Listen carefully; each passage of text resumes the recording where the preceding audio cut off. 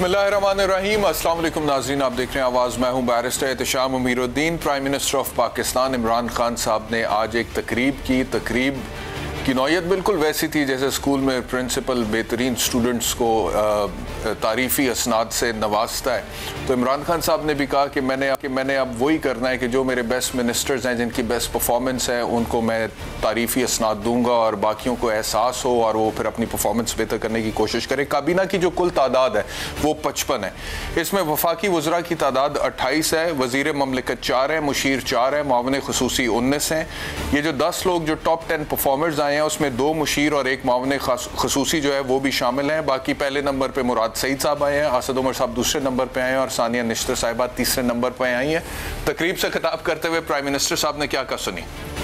मुराद सईद की communication ministry को ख़ास तौर पे आज कांग्रेचुलेट करता हूँ कि ये टॉप पे आए हैं, सबसे यंग वजीर और सबसे बेहतर परफॉर्मेंसेस की। जब सबके सामने अब मार्क्स पढ़े जाएंगे, सजा और जजा होगी, तो इंशाल्लाह ये जो हमारा बाकी टेन्योर है इसके अंदर गवर्नेंस सिस्टम हमारा बहुत बेहतर होगा। कुछ मिनिस्टर्स जो थे वो इतने खुश नहीं नजर आए। उन्होंने कुछ तहफ़्फ़ुज़ात का इजहार किया। कुछ रहनुमा भी, मिसाल के तौर पे Noor Alam Khan, who is not a minister but who is a part of Pakistan Tehreek Insaf, उन्होंने कहा कि उनके कुछ तहफ़्फ़ुज़ात हैं, वो क्या हैं वो भी आपको सुनवाते हैं। आज़म सवाती साहब ने क्या कहा, शाह महमूद कुरैशी साहब ने क्या कहा, क्योंकि ये टॉप 10 में नहीं थे दोनों, सवाती साहब और शाह साहब। ये भी सुने। हुकूमत को खुद कोई अवार्ड नहीं देता। मेरे ख्याल में हर वजीर का देखना चाहिए कि उन्होंने वहाँ पे नीचे काम किया हुआ है, और दूसरी उन्होंने उनकी अकाउंटेबिलिटी इस लिहाज से कि ये जब MNA थे उन्होंने क्या किया, जब वजीर बने तो क्या किया, और इन्होंने फिर और क्या चीजें बनाई। जो पहले 10 नंबर पे 1 to 10 जो आए हैं, मैं सबको उनको मुबारकबाद पेश करता हूँ, लेकिन इसके अंदर अब भी बहुत सारी ऐसी चीजें हैं जो दुरुस्त करने की जरूरत है। जिस तरीके से आप उसको मैयर करते हैं उसको भी थोड़ा देखें।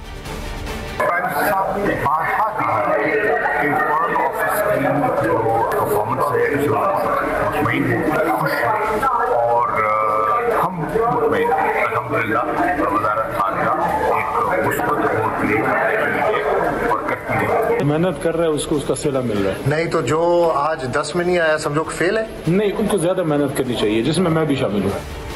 और परवेज खटक साहब जो कि डिफेंस मिनिस्टर हैं, और कुछ देर पहले ये खबरें सामने आई थी ज़राए की तरफ से कि परवेज खटक साहब ने तहफ़्फ़ुज़ात का इजहार किया। यहाँ तक कह दिया प्राइम मिनिस्टर साहब को कि मैं वोट नहीं दूंगा, हमारे इलाके में गैस नहीं है, लोग हमसे पूछते हैं, हम अवामी नुमाइंदे हैं। और प्राइम मिनिस्टर साहब ने कहा कि आप मुझे ब्लैकमेल कर रहे हैं। उसके बाद एक माहौल बना था असम्बली में जिसको डिफ्यूज़ करने की कोशिश की गई, जिसके अंदर मुराद सईद साहब के हवाले से कहा जाता है उन्होंने काफ़ी इंपॉर्टेंट किरदार अदा किया था। तो परवेज खटक साहब से जब एक रिपोर्टर ने पूछा कि आपकी मिनिस्ट्री टॉप 10 में नहीं आई है, तो उन्होंने तो कोई जवाब ही नहीं दिया और रिपोर्टर की तरफ देखा तक नहीं और वैसे ही चले गए। ये भी देखें। वजारतों की परफॉर्मेंस में आपकी वजारत का नंबर नहीं आया सर, इसके ऊपर कमेंट कर दें। तो ये परवेज खटक साहब थे जिन्होंने जवाब ही नहीं दिया उस बात का। शेख रशीद साहब को आपने सुना, उन्होंने कहा कि मेरा 9वां नंबर है, मैं खुश हूँ। अच्छा, शेख रशीद साहब और बाकी जितने भी मिनिस्टर्स इसके अंदर आए हैं टॉप 10 में, अब एतराज़ ये उठाया जा रहा है कि प्राइम मिनिस्टर साहब को एक ऐसे वक्त में जबकि उनकी हुकूमत की कारकर्दगी पर अपोजिशन की तरफ से तनकीद हो रही है, ज़रूरत क्या थी? बिकॉज एक मौका मिल गया। पूरे मीडिया में भी मैं देख रहा था, बात हो रही थी कि जो टॉप 10 परफॉर्मर्स हैं उनको तो आपने असनाद दे दी हैं, लेकिन वो जिन्होंने परफॉर्म नहीं किया, आप जब सजा और जजा की बात करते हैं तो जजा तो आपने दे दी, सजा आप किसको दे रहे हैं? ये एक डिबेट खुल गई है और इसके ऊपर बात हो रही है। और फिर 23 पोजीशनें हैं, 23 के बाद जो आए हैं 40 नंबर पे, उससे नीचे उन लोगों को आप फिर भी मिनिस्टर रख रहे हैं, तो क्यों रख रहे हैं? तो ये एक पूरी एक डिबेट खुल गई और एक ऐसे वक्त में जब ऑपोजिशन मुत्तहिद हो गई है, ऑपोजिशन मुज़ाकरात कर रही है, इत्तेहादियों से ताल्लुकात जो है वो मजबूत करने की कोशिश करी। इत्तेहादी भी ये स्टेटमेंट्स दे रहे हैं किचन में कुछ पक रहा है, जब पकेगा फिर आपको बताएंगे तहरीक अदम एतमाद का क्या होगा। मुझे ज्वाइन किया फैसल जावेद साहब, तहरीक इंसाफ के रहनुमा। बहुत शुक्रिया फैसल साहब। ये बताइएगा, ये टाइमिंग दुरुस्त थी? मतलब कि वजीर आजम साहब 10 अपने बेहतरीन परफॉर्मर्स को अवाम के सामने पेश करना चाहते थे, उसमें वजारत ख़जाना नहीं है, वजारत खारजा नहीं है, बहुत सी अहम मिनिस्ट्रीज नहीं है, जो 10 हैं उनके हवाले से भी कुछ लोगों के तहफ़्फ़ुज़ात हैं, लेकिन ये खुद से कुछ मिनिस्टर्स को असनाद देना और बाकियों को ये कह देना कि दे नॉट गुड परफॉर्मर्स, और कुछ कह रहे हैं कि हम अगली दफ़ा बेहतर कारकर्दगी करने की कोशिश करेंगे। फवाद चौधरी साहब का एक ट्वीट जिसमें उन्होंने कहा अगली दफ़ा मेहनत करूंगा।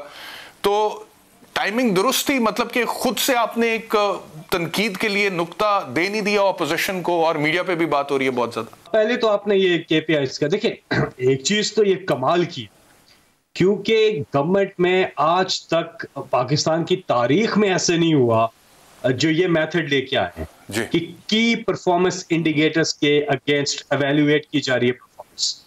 इसमें ब्यूरोक्रेसी के अंदर, इसमें वजारतों के अंदर बहुत बेहतरी आएगी। माइंड यू, ये सिर्फ वजीरों की कारकर्दगी नहीं, ये वजारतों की ओवरऑल कारकर्दगी के ऊपर पॉइंट्स हैं। अब जो हमने कॉर्पोरेट सेक्टर में मैं था, वहां पे हमारा क्वार्टरली केपीआईज को हमें मीट करना होता था और परफॉर्मेंस इंडिकेटर्स के ऊपर हमारी एवेल्युएशन होती थी, और उससे अदारे की ओवरऑल परफॉर्मेंस के ऊपर, डिपार्टमेंट की परफॉर्मेंस के ऊपर बहुत फर्क पड़ता था। और सरकार के अंदर, गवर्नमेंट के अंदर ये चीज होना, ये बहुत ही जबरदस्त एक इनिशिएटिव है इस गवर्नमेंट का, बहुत ही आला कमाल का। अब आए ये जो रेटिंग कर दी इन्होंने 1, 2, 3, अगर आप देखें तो जो 23 वजारतें हैं उनके पॉइंट्स 80 से ऊपर है। यानी कि अगर आपके पर्चे में 100 में से 80 नंबर आ रहे हैं तो ये अच्छे नंबर है। अब 23 वजारतों की कारकर्दगी बहुत अच्छी है, ठीक है। बाकी जो वजारतें उनके 80 से कम है, लेकिन 70, 75 से ऊपर है, वो भी पूरी कारकर्दगी नहीं। इससे होगा क्या? इसलिए होगा कि एक तो ये जो परफॉर्मेंस बेहतर करने के लिए आप अपने एरियाज पता चलेंगे और आप अकाउंटेबल हैं, इससे आप बेहतर अवाम के लिए अपने अपने महकमे में काम कर सकेंगे। लेकिन हमें ओवरऑल स्कोर कार्ड देखना चाहिए। मेरा ये ख्याल है कि ये जो रेटिंग हुई है ना 1, 2, 3, 4, 5, 6, मेरा ख्याल है इसकी जरूरत नहीं थी। अबव 80 कमाल की कारकर्दगी, स्कोरिंग पे अगर हो जाता तो वो काफी था। इससे मैं एग्री करता हूँ कि रेटिंग एज सच जरूरत नहीं थी कि 1, 2, 3, 4 कर, क्योंकि अगर आप इतना स्कोर कर रहे हैं मीन्स कि आपकी बहुत ही आला कारकर्दगी। मैं आपको एक मिसाल देता हूँ शाह महमूद कुरैशी साहब की जो वजारत है फॉरेन अफेयर्स की मिनिस्ट्री, अब हमें पता है कि अमेजिंग काम हुआ है उसमें। आप देख लें अफगानिस्तान, देख लें अमेरिका, चाइना, रशिया, आप कुछ भी चीज उठा के देख लें, पाकिस्तान ने OIC जो है वो होस्ट की है, कमाल की चीजें। लेकिन अब आप जो इनके रेटिंग निकालते हैं तो उसमें जो प्रपोजल या जो परफॉर्मेंस इंडिकेटर सबमिट किए गए थे प्राइम मिनिस्टर ऑफिस में, उनके ऊपर अलग जांच हो रही है, लेकिन यहाँ की कारकर्दगी जो है बहुत बेहतर है।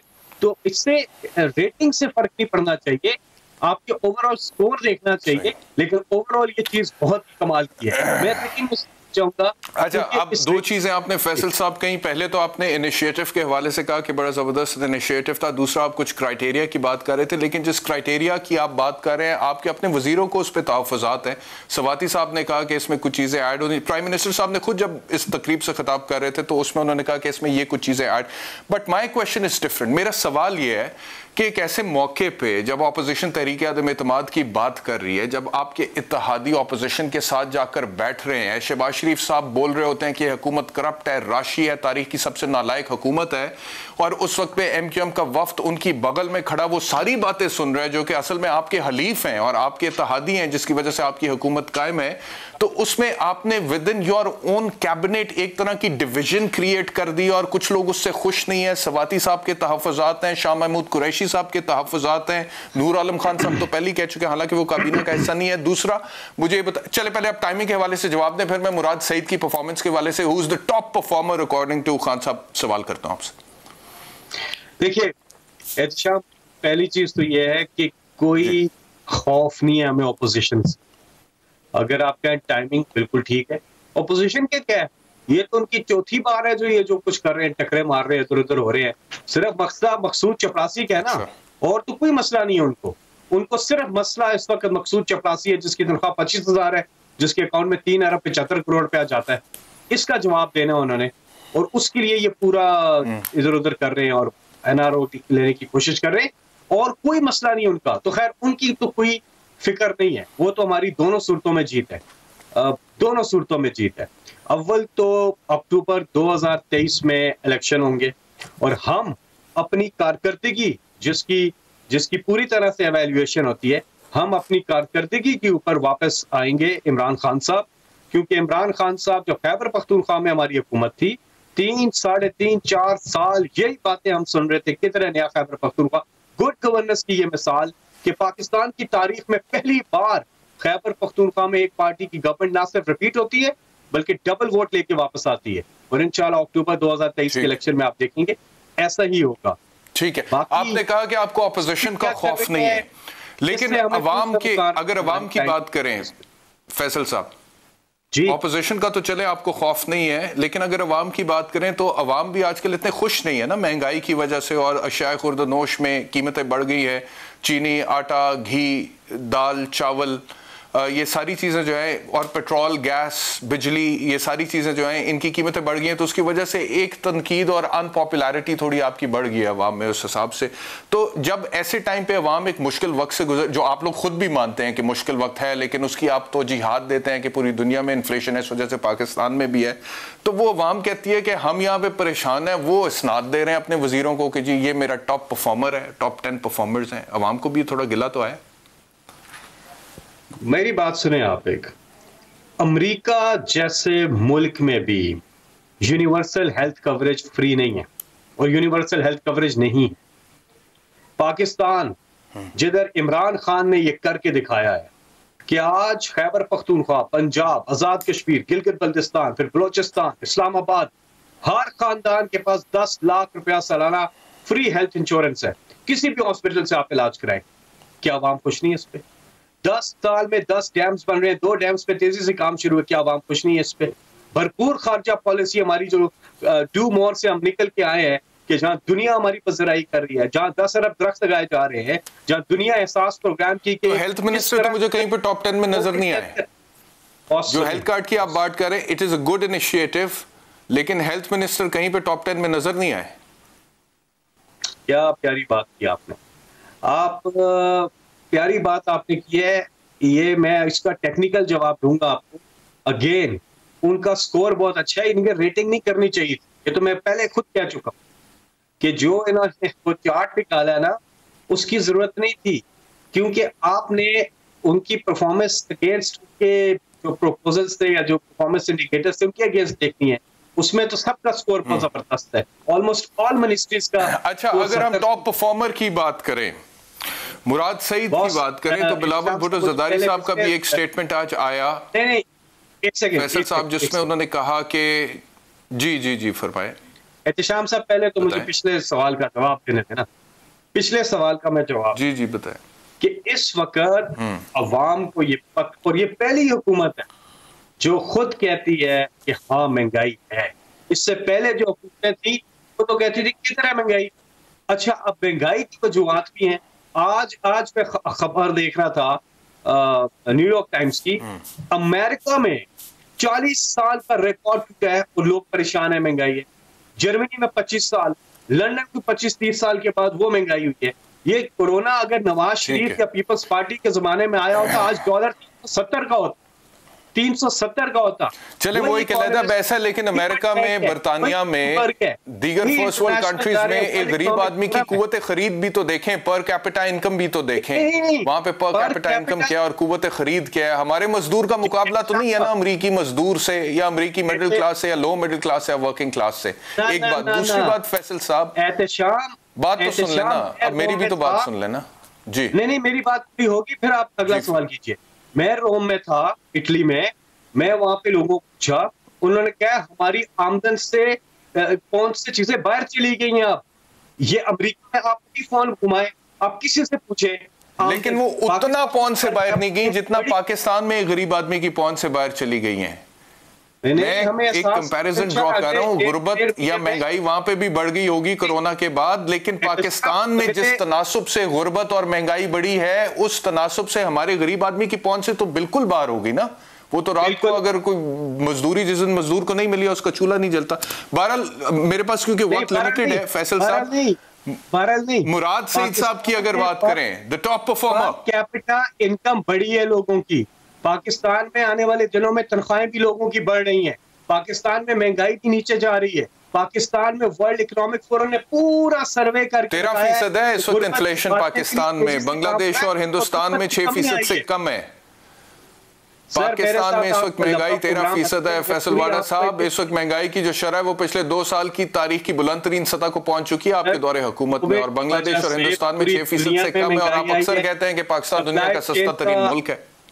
एहतिशाम साहब, मैं आपका इंटरव्यू कर रहा हूँ, आप मेरा कर रहे हैं, आप मेरा सवाल पूछिए, मैं आपको जवाब देता हूँ। आपका मुतमईन हो या ना हो वो अलग बात है, आप मेरी बात सुने तसल्ली। मैंने ये पहले कह दिया कि बिल्कुल महंगाई है आज, मैंने तो ये पहले कहा, और आने वाले 1 महीने में महंगाई नीचे जाएगी और लोगों की तनख्वाहें भी बढ़ेंगी, मजीद बढ़ेंगी। और तीसरी चीज मैंने आपको कहा कि वर्ल्ड इकोनॉमिक फोरम ने रिसेंटली पाकिस्तान के ऊपर, कोई ब्राजील के ऊपर करके या पाकिस्तान को पूरा एनालिसिस करके एक रिपोर्ट जारी की जिसमें, ठीक है। अच्छा, अब मैं बोलूं, अब मैं बोलूं, क्योंकि देखें, इररिस्पेक्टिव ऑफ द फैक्ट कि इंटरव्यू कर कौन रहा है और इंटरव्यू दे कौन रहा है, बोलने का हक दोनों को होता है, लेकिन अक्सर जब बंदा मिनिस्टर बनता है तो इस चीज पे थोड़ा सा गुस्सा खा जाता होता है। लेकिन मैं मुराद सईद साहब की बात करूं आपसे, फैसल जावेद साहब, तो आपका भी वर्क, पाकिस्तान का वर्क करूं, पीटीआई का वर्क करूं, आपके लिए हाजिर हूं। आपकी आवाज भी ठीक नहीं आती ना। अच्छा, मुराद सईद साहब के हवाले से बिलावल साहब ने भी कहा कि जी इन्होंने तो सीपैक को सैबोटाज कर दिया था, और मुराद सईद साहब ने एक जमाने में कहा कि जी सीपैक में करप्शन हुई है, अरबों रुपए की करप्शन हुई है, जिसकी नफी फिर बाद में असद उमर साहब को करनी पड़ी, और सीपैक के जो चेयरमैन है उनको खालिद मंसूर साहब को करनी पड़ी। सुन ले जरा क्या कहा था उन्होंने। तो जब असद उमर साहब और खालिद मंसूर साहब को खुद कहना पड़ा कि सीपैक मंसूबों में कोई करप्शन नहीं हुई थी, तो क्या बिलावल की ये बात दुरुस्त नहीं है कि सैबोटाज हो गया था सीपैक मुराद सईद साहब की स्टेटमेंट से? और दूसरा, वो जो कहते हैं कि सड़कें बहुत बनाई हैं, ऑपोजिशन PMLN खास तौर पे कहती है कि वो तमाम मंसूबे हमारे दौर में शुरू हुए थे, और अगर अभी मुकम्मल हुए हैं तो वो ऑटो पायलट पे मुकम्मल होने हैं। कोई भी हुकूमत होती, चाहे पाकिस्तान तहरीक इंसाफ की ना होती, तो वो मुकम्मल होने थे। इसमें मुराद सईद का क्या विजन है? फैसल नून लीग तो ये भी कहती है कि 92 के वर्ल्ड कप में ओपनिंग बैट्समैन नवाज शरीफ थे। नून लीग तो पता नहीं ये भी कहती है कि कायदे आजम के शाना बशाना वो चलते थे, उस वक्त तो पैदा भी नहीं हुए थे नवाज शरीफ। ये भी नहीं कहा उन्होंने। हर चीज जो मुल्क में ठीक होती है, ये दोनों बातें उन्होंने कभी नहीं की। वाह, आप समझे कि मैं बड़ा लिटरल हूं। मैं तो ये कह रहा हूं कि आप उनसे ये भी तवक्को कर सकते हैं, वो तो हर चीज, अच्छी चीज को अपने खाते में डालते हैं। हमारे वक्त में शुरू हुई थी, आपके वक्त में सिर्फ करप्शन हुई है, एवन फील्ड अपार्टमेंट्स बने हैं, सरे महल बने हैं, और कुछ भी नहीं हुआ। और वो आपने झूठ बोलते रहे आप सुप्रीम कोर्ट में, और फिर जाकर अदालत का फैसला मौजूद है, हमारे नहीं है। फिर पैनामा आया और उसको पता चला। ठीक हो गया फैसल जावेद साहब, बहुत शुक्रिया हमें ज्वाइन कर, आपका पॉइंट ऑफ व्यू आ गया। एक ब्रेक लेते हैं, ब्रेक के बाद जब वापस आएंगे तो ऑपोजिशन की बात करेंगे। मरियम नवाज साहिबा ने, हमजा शहबाज साहब ने आज फिर अदम एतमाद के हवाले से गुफ्तगू की है और कहा है कि हुकूमत तो घर जाएगी। बिलावल साहब भी कह रहे हैं ऑपोजिशन डटी हुई है अदम एतमाद के हवाले से। आपको तफसीलात बताते हैं आफ्टर।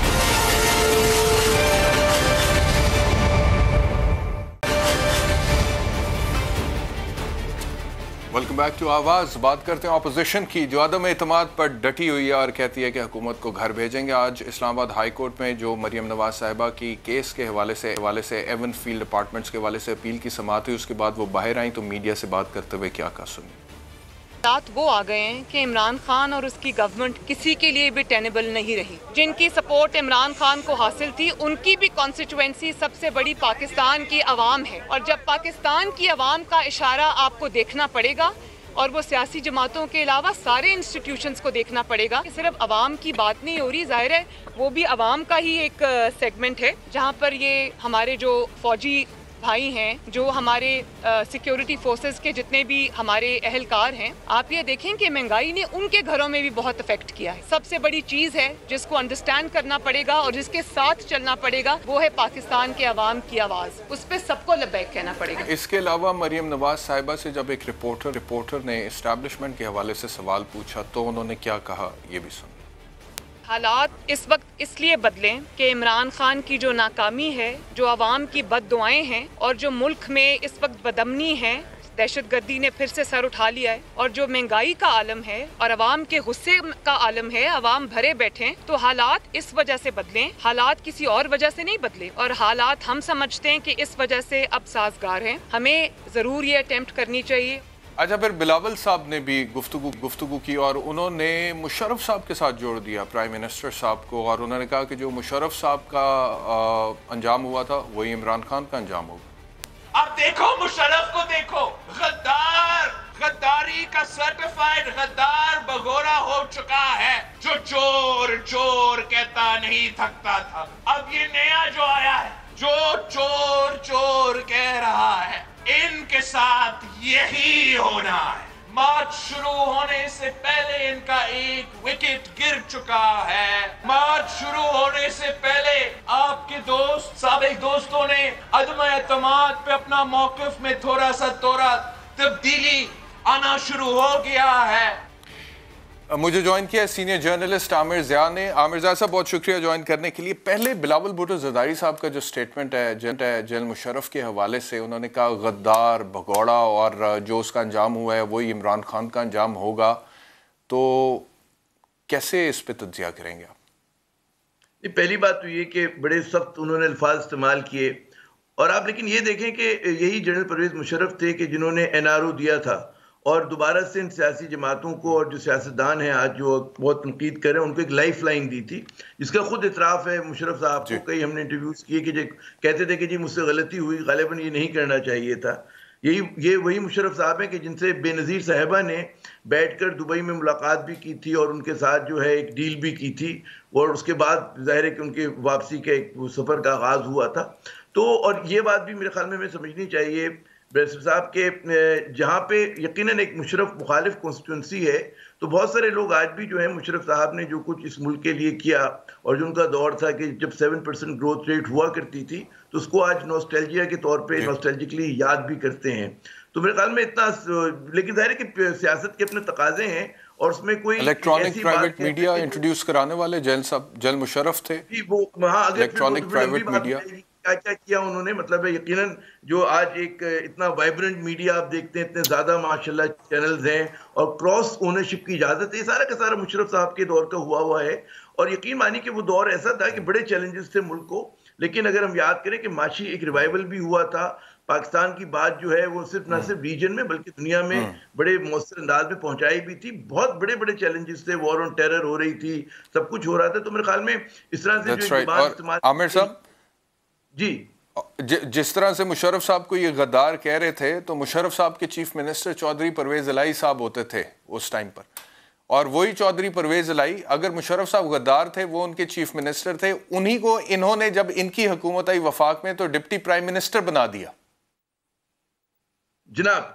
जनाब तो ऐसे तो मैं कहूँगा बेशुमार मिसालें दी जा सकती हैं कि जो कुछ हुआ, मतलब है उन्हें याद हो कि न याद हो, लेकिन हमें तो याद है, अवाम को तो याद है ये सारी बातें। तो मेरे ख्याल में इस तरह से कह देना और इस तरह का गद्दार मुंह भर के कहना जो है वो जेब नहीं देता एक इमर्जिंग नए पॉलिटिशियन के लिए, जिसके बारे में लोग उम्मीद करते हैं। बहुत सारे बिलावल साहब से लोग उम्मीद बांध के रखते हैं कि अभी यंग पॉलिटिशियन उनके पास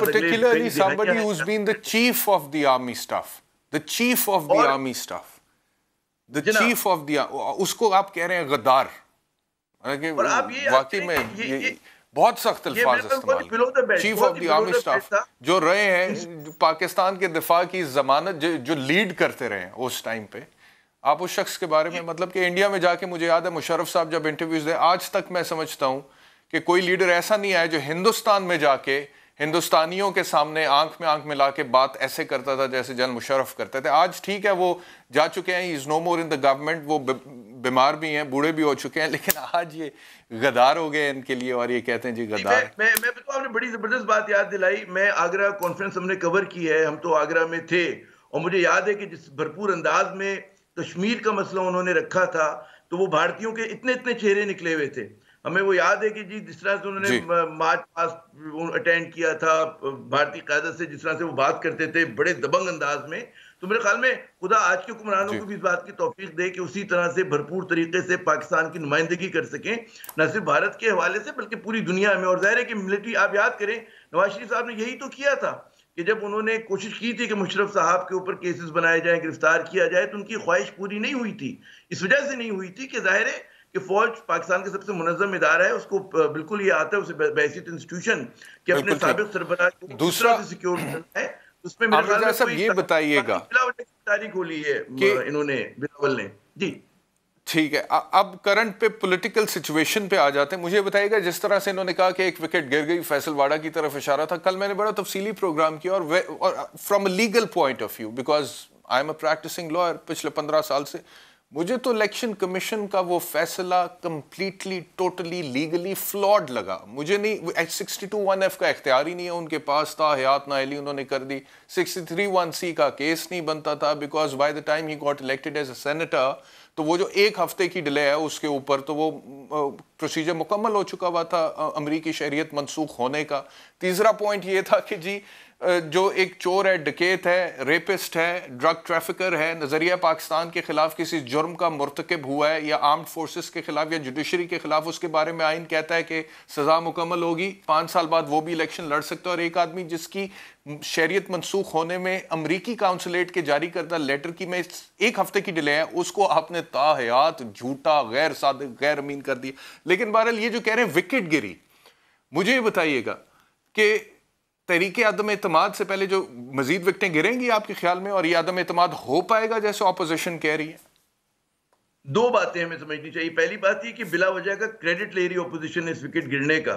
अगर ये विकेट गिरी, एक तो हमें समझना चाहिए कि आज से नहीं, पहले से इलेक्शन कमीशन और हुकूमत, इस वक्त की जो हुकूमत है उसके दरमियान तनाव की कैफियत है और एक दूसरे के वो जो खींचातानी चली। तो मेरे ख्याल में जैसे कि आपने खुद फरमाया और बड़ी कानूनी नुकात से आपने वजाहत की कि बहुत ज़्यादा मतलब है कि ज़रूरत से ज़्यादा का फैसला दे दिया उन्होंने, बहुत आगे बढ़कर फैसला दे दिया। और यकीनन जब ये कोर्ट में चैलेंज होगा, सुपीरियर कोर्ट में, तो गालिबन इस तरह से वो ठहर ना पाए जितना उन्होंने सख्त फैसला किया है वाडा साहब के खिलाफ। और ये एक अलग बात है कि वाडा साहब यूँ हो सकता है कि अपनी पार्टी में के भी बाज़ हल्कों में इतने मकबूल रहनुमा ना हो, लेकिन जब भी फैसला किया जाता है, इंसाफ किया जाता है, तो वो पसंद नापसंद पे नहीं होता, बल्कि कानून के मुताबिक होता है और उसमें तवाज़ुन होता है, उसमें नाइंसाफ़ी नहीं होती। तो ये बात हमें बिल्कुल समझनी चाहिए। दूसरी बात हमें ये समझनी चाहिए कि हिज़्ब इख्तिलाफ को जहाँ पर सेनेट में इनकी अक्सरियत हासिल की थी, 12 लोगों ने कहा कि वहाँ पर ये लोग अपनी अक्सरियत साबित नहीं कर सके उन तमाम क्रूशल मौक़ों के ऊपर जहाँ पे ये कर सकते थे, अनचैलेंज कर सकते थे, वो चाहे सेनेट चेयरमैन के इंतखाबात हों और चाहे ये जो आखिरी स्टेट बैंक का बिल जिस तरह से मंजूर हुआ। अब अगर नेशनल असेंबली के अंदर ये बात करें तो इनको भरोसा करना पड़ेगा 2 चीज़ों पर। एक तो ये कि हिज़्ब इख्तिलाफ जो इनके इत्तेहादी हैं, यानी कि मुत्तहिदा कौमी मूवमेंट पाकिस्तान और PMLQ, वहां से डिफेक्शन हो। जो मेरी अभी तक इतलात हैं, जो मेरी बातचीत हुई है दोनों पार्टी से जो कि अलाय पार्टीज हैं, तो मेरे ख्याल में वहां पर रिजर्वेशंस हैं, उनको कुछ नाराजगियां हैं, लेकिन इस हद तक चीजें नहीं गई कि वो PTI के खिलाफ वोट दें।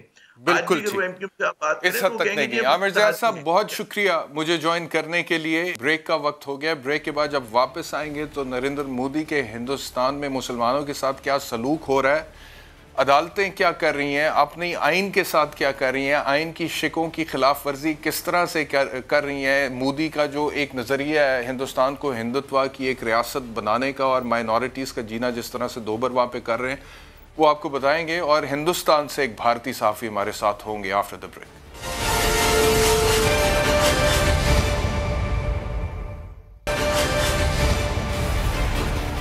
वेलकम बैक टू सवाल। बात करते हैं हिंदुस्तान की, नरेंद्र मोदी के हिंदुस्तान की, जहां पर अक़लियतों का जीना बड़ा मुश्किल हो गया है और जो हिंदुत्व की RSS की एक जो फ़िलॉसफ़ी है नरेंद्र मोदी की, उसको अब वो इम्पोज तो कर रहे थे पूरे मुल्क में, लेकिन अब उसकी लपेट में पूरा मुल्क आ रहा है और अक़लियतों के साथ जिस तरह का सलूक हो रहा है, हमने देखा, मैंने पहले भी कहा था कि पहले दौरे हुकूमत में मोदी के 28% मजहबी फसादात बढ़ गए थे और ये वो आदमी था जिसको इंटरनेशनल मीडिया ने कहा he is the butcher of Gujarat, यानी कि गुजरात का कसाई जो मुसलमानों के साथ वहाँ पे सलूक हुआ था, लेकिन उसके बावजूद ही became the prime minister of India. And I am shocked to see कि वहाँ के जो लिबरल सर्कल्स हैं, जहाँ जैसे मिसाल के तौर पे बॉलीवुड के एक्टर्स आप उनके देख लें, वो भी बहुत उन नरेंद्र मोदी के सामने जाके हाथ जोड़कर खड़े होते हैं और इस तरह से मोदी को सेलिब्रेट करने की कोशिश करते हैं। तो समहाउ मोदी की जो इस वक्त ग्रिप है, वो जो आइडियोलॉजी है, जो हिंदुत्व का एलिमेंट उसके साथ है, उसकी वजह से लोग डरे हुए और डर कर भी उनके साथ जो है जुड़ने की कोशिश करते हैं।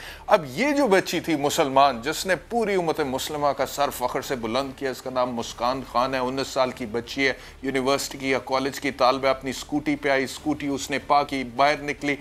हिंदुत्व पे यकीन रखने वाले कुछ ये सैकड़ों की तादाद में जो ग्रोह था, उन्होंने जय श्री राम के नारे लगाए और इसने जवाबन कहा अल्लाह अकबर, और वो गूंज अल्लाह अकबर की पूरी उम्मत मुस्लिमा तक पहुंची और उसके बाद सब ने इसके हक में आवाज़ बुलंद की कि हम तुम्हारे साथ हैं। लेकिन हिंदुस्तान का जो सेक्युलर चेहरा है वो बेनकाब हो गया। इंडियन जर्नलिस्ट एक खुद क्या कह रही है इस हवाले से सुनिए। नसीरुद्दीन शाह हिंदुस्तानी फिल्म एक्टर, हाल ही में उन्होंने क्या कहा ये भी सुनिए। तो नसीरुद्दीन शाह कह रहे थे कि 200 मिलियन ऑफ अस, यानी कि 20 करोड़ जो मुसलमानों की आबादी है उसको आप वाइप आउट नहीं कर सकते, वो फाइट बैक करेगी। मुझे ज्वाइन किया है Nikhil Joshi, deputy editor news first, इनसे मेरे साथ हैं। आपका बहुत शुक्रिया मुझे ज्वाइन करने के लिए। निखिल साहब ये बताइएगा कि हिंदुस्तान के हवाले से जब से नरेंद्र मोदी साहब की गवर्नमेंट आई है, हम ये तो सुन रहे थे कि मुसलमानों और अक़लियतों के ख़िलाफ़ मजहबी फसादात बढ़ गए हैं, उनको निशाना बनाया गया, हुकूमती लेवल पे बनाया गया, रियासती इदारे साथ इन्वॉल्व थे वहाँ पे बनाया गया, फिर मसाजिद पर हमले हुए, चर्चेस पर हमले हुए, मुसलमानों को ये कहा गया नमाज़ पढ़नी है तो पाकिस्तान जाकर पढ़ो। रियासत का एक वज़ीर आला वो ये कहता है कि खुले में आप नमाज़ पढ़ नहीं सकते हैं। और जो हिंदुत्व पे यकीन रखने वाले कुछ लोग हैं वो खुलेआम ये तकरीरें करते फिरते हैं कि हथियार ख़रीदें ताकि उसको अक़लियतों के ख़िलाफ़ इस्तेमाल करें। तो ये तो सब अपनी जगह पर हो रहा था। But now when we talk about a Muslim woman who just wants to wear a hijab, जो कि एक इस्लामिक ट्रेडिशन है, पूरी दुनिया में जो मुसलमान खातून लेना चाहती है वो लेती है, इर्रिस्पेक्टिव ऑफ द फैक्ट कि वो पाकिस्तान है, वो हिंदुस्तान है, वो इजिप्ट है या फिर वो कोई और नॉन मुस्लिम कंट्री है, और ये राइट दिया जाता है। ये freedom of choice, freedom of association, freedom of religion में आता है। क्या प्रॉब्लम है हिंदुस्तान में आप लोगों को कि आप लोग हिजाब लेने पर इतना शोर और गुलगपाड़ा कर रहे हैं, और कर्नाटका हाई कोर्ट जो है वो ये कह रही है कि हम इस पे फैसला करेंगे, और जब तक फैसला नहीं करते हैं तब तक खवातीन मुसलमान जो है वो हिजाब ले नहीं सकती। What is the problem? ये पर्सनल चॉइस है। निखिल साहब जरूर मिलनी चाहिए। और आपने जो कहा कि India is a secular state, you are spot on. India is a secular state. अब ऐसा है कि इंडिविजुअल चॉइस और कॉन्स्टिट्यूशनल अश्योरेंसेस जो है उसकी भी कुछ सीमाएं होती है। बैरिस्टर साहब, आप तो ये तो मानेंगे कि एक एजुकेशनल इंस्टीट्यूशन का खुद का एक सेट ऑफ रूल्स होता है, और यहाँ पे जो चर्चा की बात है वो है यूनिफॉर्म की। देखिए, यूनिफॉर्म का जो मतलब है, जो मीनिंग है, वो यूनिवर्सल है। ये तो बहुत क्लियर है कि यूनिफॉर्म मीन्स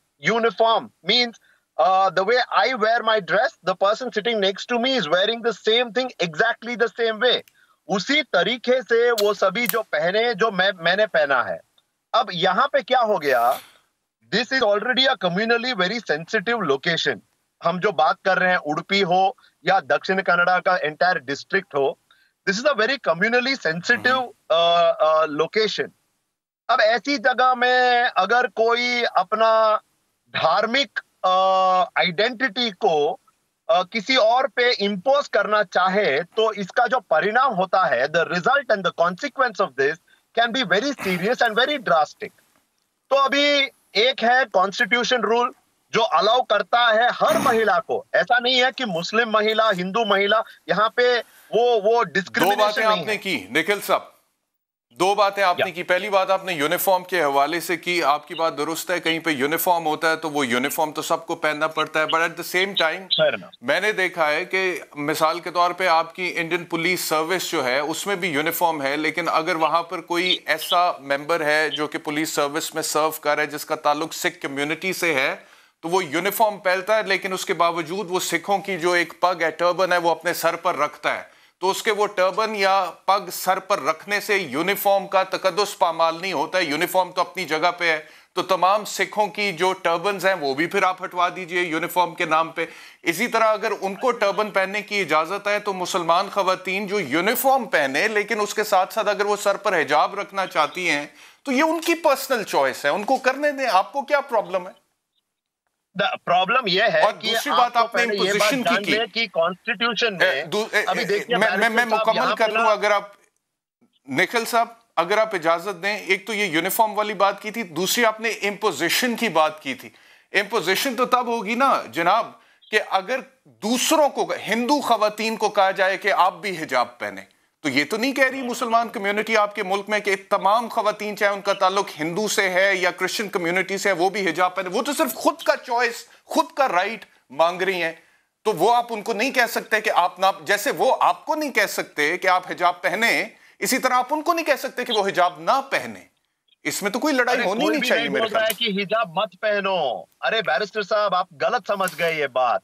पहली बात तो यह है कि in one of the articles of the constitution, I don't want to name the article wrong, I tend to forget it, but I think it is article 36 और one of those in the 30s which allows for special permission for Sikhs in the forces.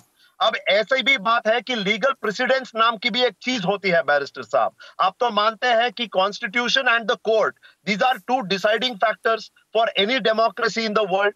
अब ऐसा है तो Kerala high court ने बोला कि police uniform के साथ हिजाब पहना मना है, तो इसको हम प्रेसिडेंस करके क्यों ना ले?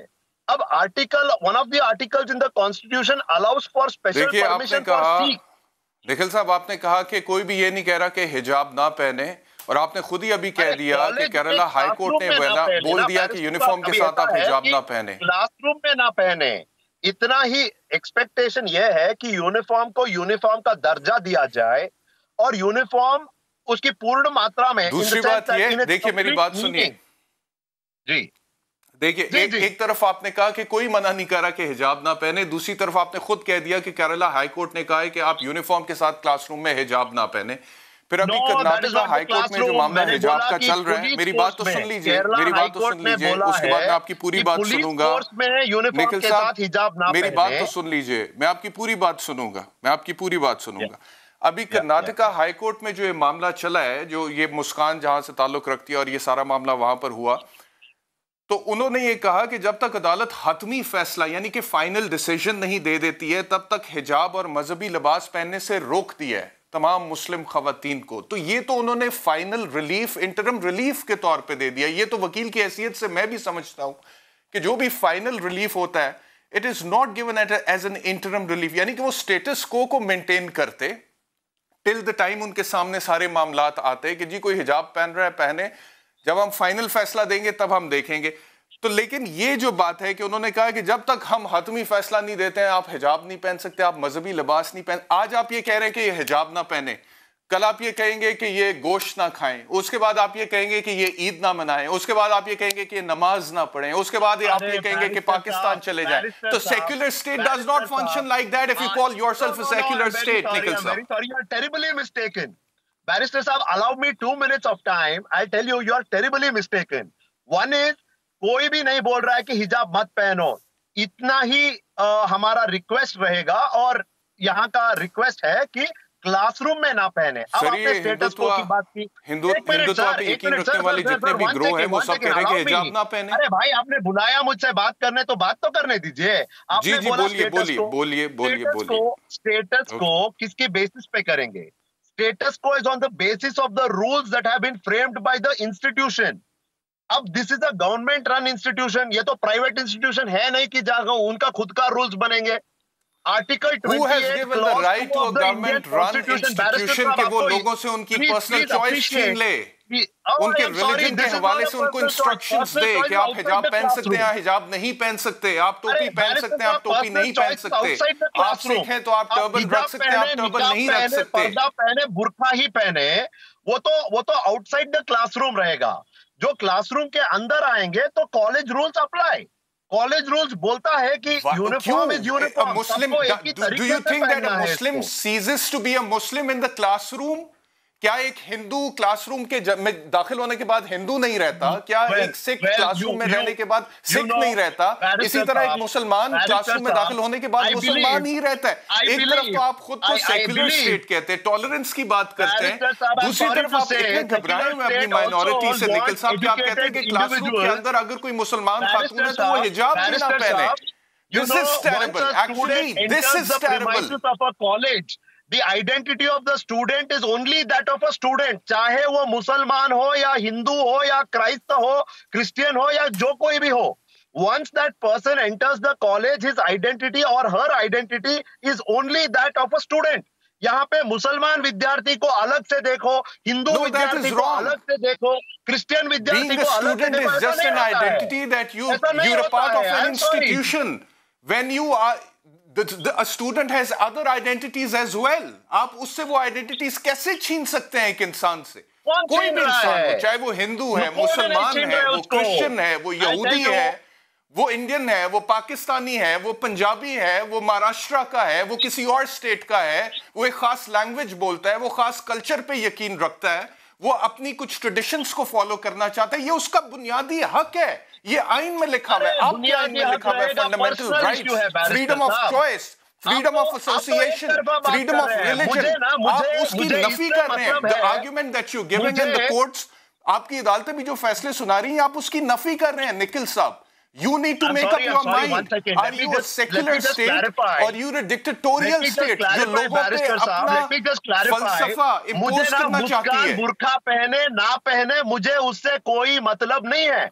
मुझे इससे मतलब है कि आपका पूरा मुल्क खिल गया इस बात पे। आप कहते हैं कि मुझे उससे कोई मतलब ही नहीं है। अदालत में केस चल रहा है, पढ़ाई लिखाई का जो हजारों लाखों की तादाद में हिंदू मर्द सड़कों पर आ गए एक मुस्लिम खातून के बुर्का पहनने से, और आप कहते हैं कि मुझे कोई फर्क नहीं पड़ता उससे। पूरे हिंदुस्तान में एक वेव है, पूरी दुनिया में एक बात हो रही है इस वाक़े के हवाले से। बुर्का पहने, पर्दा पहने, निकाब पहने या हिजाब पहने, वो उसकी मर्जी। To me, what matters is my Muslim sisters in India should be an educated individual first. उसके बाद जो कुछ भी चाहे वो हो जाए, वो निकाब पहने या हिजाब पहने, वो उनकी मर्जी। But this is the time to get educated. And college in any case, barrister साहब, is not a place to profess religion. This is a very draconian policy. Listen to me, Nikhil साहब, listen to me.